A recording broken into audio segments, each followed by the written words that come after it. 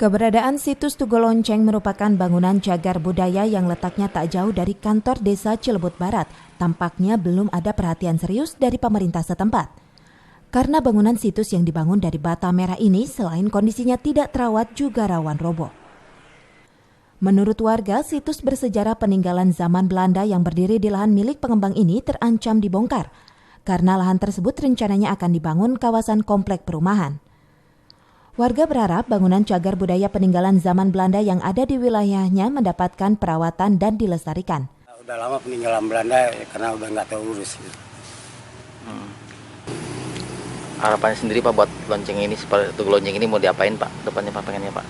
Ya kalau bisa mah udah buat kenang-kenangan masyarakat yang akan datang ya udah kenang-kenangan harus dirapin. Dilestarikan lagi Pak ya. Lonceng itu dibangun oleh warga negara Belanda yang kebetulan pada saat itu berada di desa Cilebut.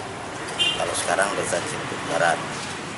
Nah, kemudian warga negara Belanda itu membuat atau menanam pohon karet, dan di dalam kebun ini juga ada yang namanya pengolahan hasil sadap karetnya.